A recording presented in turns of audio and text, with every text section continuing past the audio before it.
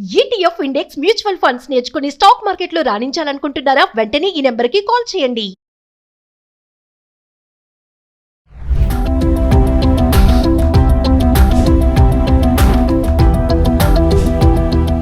నమస్తే, welcome back to Suman TV. ప్రస్తుతం మనతో పాటు ఉన్నారు అనలిస్ట్ మందరి కృష్ణారెడ్డి గారు. నమస్తే సార్. నమస్తే అమ్మా. సార్, మనం పోస్ట్ ఆఫీస్ స్కీమ్స్ గురించి కొన్ని వీడియోలు చేశాము. అదే ఈ రోజు ఏంటంటే పోస్ట్ ఆఫీస్లో నేషనల్ సేవింగ్స్ సర్టిఫికేట్ పథకం అనేది ఒకటి ఉంది. మరి దీంట్లో వైఫ్ అండ్ హస్బెండ్కి సంబంధించి ఒక మంచి స్కీమ్ వచ్చిందని చెప్పి అయితే అంటున్నారు. ఒక్కసారి వివరాల్లోకి వెళ్తే సార్. నేషనల్ సేవింగ్స్ సర్టిఫికేట్ అనేది జాతీయ చిన్న మొత్తాల పొదుపు పథకం అంటారు దీన్ని. అంటే కోట్లు దాచిపెట్టడం కాకుండా అవసరమైతే 1000 రూపాయలతో కూడా మనం ఒక అకౌంట్ ఓపెన్ చేసి దాన్ని 5 ఏళ్ల పాటు నిర్విరామంగా మనం ఉంచగలిగితే అది డెఫినెట్గా 7.2% చొప్పున చక్రవడ్డీ, అంటే ఒక సంవత్సరంలో మనం డబ్బులు వెనక్కి తీసుకోం కాబట్టి ఆ డబ్బుల మీద మళ్ళీ వడ్డీ వస్తుంది.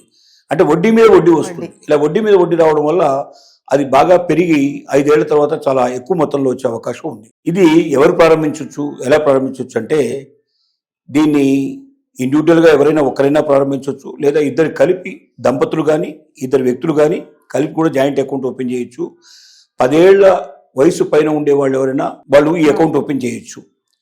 వాళ్ళు నామినీగా ఎవరైనా అంటే పెద్దవాళ్ళు ఎవరైనా వాళ్ళకి దానికి సంబంధించిన మేజర్ కారు కాబట్టి ఒకరు సంతకం పెట్టాల్సి ఉంటుంది. అలాగే ఎవరైనా ఒక అకౌంట్ ఓపెన్ చేసినప్పుడు వాళ్ళు చనిపోయినా లేకపోతే వాళ్ళు దాన్ని తీసుకోలేని పరిస్థితి లోపల నామినీ ఎవరికి అది చెందాల్సి ఉంటుందో ఆ ఇన్ఫర్మేషన్ కూడా ఇవ్వాల్సి ఉంటుంది. ముఖ్యంగా దీంట్లో ఏమిటంటే 1000 రూపాయల నుంచి ఖాతా ప్రారంభించవచ్చు. 15 లక్షల దాకా ఇద్దరు జాయింట్ అకౌంట్లో పెట్టుకోవడానికి అవకాశం ఉంది. ఇది సపోజ్ 9 lakhs రూపీస్ ఒకవేళ దాంట్లో జమ చేసినట్టయితే అది 5 ఏళ్ల లోపల 13 లక్షలు అవుతుంది. అంటే సుమారుగా 4 లక్షల రూపాయలు పెరుగుతుంది. ఇది మరి చాలా మంచి పెరుగుదలే. మామూలుగా బ్యాంకుల్లో ఇస్తే కూడా మనకి ఇంత డబ్బు రాదు. 5 ఏళ్లలో 9 లక్షలకి 4 లక్షలు వచ్చినట్టే సుమారుగా సగం డబ్బులు వెనక్కి వచ్చినట్టే లెక్క. 13 లక్షలు. కాబట్టి ఇది ఒక మంచి స్కీమ్. ముఖ్యంగా పల్లెటూరులో కూడా పోస్ట్ ఆఫీసులు ఉంటాయి. ఏ ఊర్లోకైనా వెళితే ఒక మేజర్ గ్రామ పంచాయతీ అయితే ఆ ఊళ్ళో ఉంటాయి, ఒకళ్ళు అయితే చిన్న ఊరైతే పక్క ఊళ్ళో ఉంటాయి. అంటే దూరం రావాల్సిన అవసరం లేదు. తర్వాత 1000 రూపాయలతో కూడా ఖాతా ప్రారంభించడానికి అవకాశం ఉంది. మనం పెద్ద మొత్తంలో పెట్టుకుంటే ఎక్కువ మొత్తంలో మనకు లాభాలు వచ్చే అవకాశం ఉంది. దీన్ని 5 ఏళ్ల పాటు మనం ఉంచాలి. ఒకవేళ 5 ఏళ్ల లోపల మనకు ఇది అవసరం ఉంటే ఏదైనా డబ్బులు దీన్ని గిరివి పెట్టడం అంటారు. అంటే దీన్ని ఒక దాంట్లో ఎందులో అయినా పెట్టేసి దానికి సంబంధించింది పోస్ట్ ఆఫీస్లోనే ఇంకొక స్కీమ్ ఉంది. ఆ స్కీమ్లో దీన్ని మనం మార్టిగేజ్ పెట్టడం అంటారు. దీన్ని చూపించి మాకు ఈ స్కీమ్ ఉంది, ఒకవేళ నేను డబ్బు కట్టకపోతే ఈ స్కీమ్లోంచి మీరు డబ్బు తీసుకోవచ్చు, నాకు ఇంకో 2 ఏళ్లకు 3 ఏళ్లకు మెచ్యూరిటీ పూర్తయితే ఇంత డబ్బు వస్తుంది, ఇంత వచ్చే అవకాశం ఉంది, కాబట్టి నాకు కొంత డబ్బు అవసరం ఉందని కొంత డబ్బు దాంట్లోంచి మనం వడ్డీకి తీసుకోవడానికి అవకాశం. నామమాత్రపు వడ్డీ, అంటే బయట కట్టాల్సినంత వడ్డీ కాకుండా తక్కువ వడ్డీలో వస్తుంది. మనకు తక్కువ వడ్డీలో తీసుకొని దాన్ని ఉపయోగించుకొని ఆ డబ్బు తిరిగి చెల్లిస్తే ఈ స్కీమ్ డిస్టర్బ్ కాకుండా ఇది 4 ఏళ్ళు 5 ఏళ్ళు పూర్తి కాగానే మన డబ్బు మనకు వస్తుంది. అంటే ఒకవేళ మధ్యలో ఏదైనా అవసరం ఉన్నా కూడా ఈ డబ్బును మనం తీసుకోవాల్సిన అవసరం లేకుండా ప్రత్యామ్నాయ మార్గం కూడా పోస్ట్ ఆఫీసులోనే ఇంకొక మార్గాన్ని చూపించారు.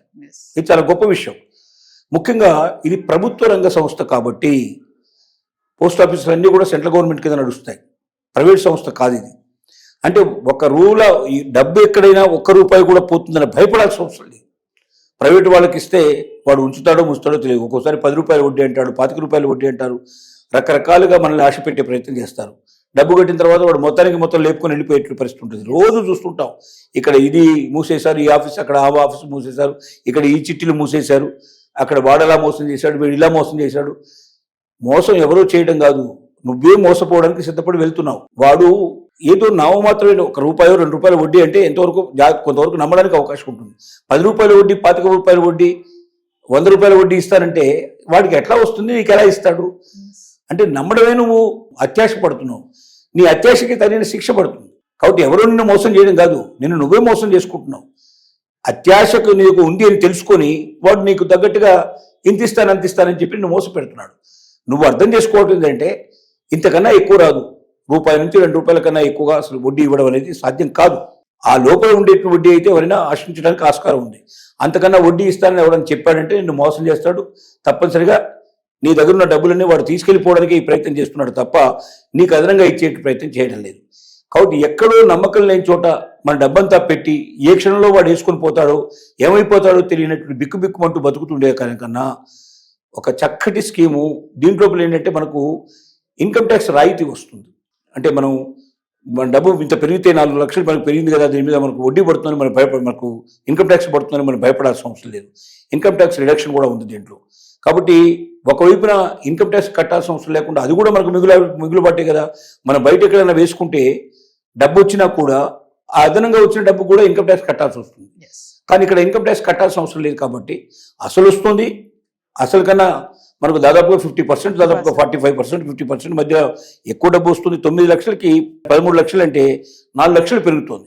4.5 లక్షలు అయితే డబుల్ అయినట్లు లెక్క వాస్తవంగా. 9కి సగం 4.5 లక్షలు అంటే 13 లక్షలు వస్తుంది. ఇంకో 50,000 తక్కువ అంటే 45% సుమారుగా పెరిగినట్టే లెక్క అవుతుంది. ప్లస్ దాంతోపాటుగా రాయితీ కూడా వస్తుంది, ఇన్కమ్ ట్యాక్స్ రాయితీ కూడా వస్తుంది. అది ఇది అంతా కలుపుకుంటే సుమారుగా మనకు మరి సగానికన్నా ఎక్కువ వచ్చినట్టు 50% కన్నా ఎక్కువ ఆదాయం వచ్చినట్టుగా అవుతుంది. ఇంత మొత్తంలో ఆదాయం వస్తుంది కాబట్టి. రెండోది 100% భద్రత ఉంది. ప్రభుత్వాలు మారినా ప్రభుత్వం సంబంధించినటువంటిది కాబట్టి ఇది పోస్ట్ ఆఫీసులు అనేది ప్రభుత్వ రంగ సంస్థలు నడుస్తున్నాయి కాబట్టి మన డబ్బు మనకు 100% ఎక్కడ కూడా పోకుండా డబ్బు వస్తుంది, తగినటువంటి వడ్డీ వస్తుంది, దాంతోపాటు ఇన్కమ్ ట్యాక్స్ రాయితీ వస్తుంది. మరి ఇన్ని రకాలుగా భద్రత కలిగినటువంటి ఒక చక్కటి స్కీముని ప్రజలు ఉపయోగించుకొని ప్రభుత్వానికి కూడా దీని వల్ల లాభం వస్తుంది. ఏంటంటే ప్రభుత్వ రంగ సంస్థల్లో పెట్టుబడి పెడుతుంది. 5 ఏళ్ల పాటు ఈ డబ్బు పోస్ట్ ఆఫీసులోనే ఉంటుంది కాబట్టి 5 ఏళ్ల డిస్టర్బ్ కాదు కాబట్టి ఈ డబ్బుని ఏదైనా ప్రభుత్వానికి సంబంధించిన బిడ్లలో దీన్ని పెడతారు. గవర్నమెంట్ బిడ్స్ లో పెట్టినప్పుడు ఏమవుతుందంటే ప్రభుత్వం మనకు వంతెనలు కడతారు, ప్రభుత్వ పరిశ్రమలు వస్తాయి, రోడ్లు వస్తాయి, రకరకాల లాభాలు కలుగుతాయి. అంటే దీనివల్ల ప్రజలకు ఎంతో మేలు జరుగుతుంది. నీ డబ్బు నీకు ఉపయోగపడటమే కాదు, నీ డబ్బు ప్రజలకు ఉపయోగపడుతుంది. కాబట్టి ప్రజలకు ఉపయోగపడేటువంటి మంచి పనులలో కూడా నువ్వు పాల్గొన్నాలని సంతృప్తి కలుగుతుంది. ఇన్ని రకాలుగా లాభం వచ్చేటువంటి స్కీమ్ని అందరూ కూడా తప్పనిసరిగా ఆచరించే ప్రయత్నం చేయడం, ముఖ్యంగా పల్లెటూరులో ఉండేవాళ్ళు, ఎక్కువగా గ్రామీణ ప్రాంతాల్లో ఉండేటువంటి వాళ్ళు, పోస్ట్ ఆఫీసుల దగ్గరగా ఉండేవాళ్ళు ఈ పథకాన్ని వెంటనే ఉపయోగించుకోవాలని మనం వారికి సూచన చేస్తున్నాం. Thank you.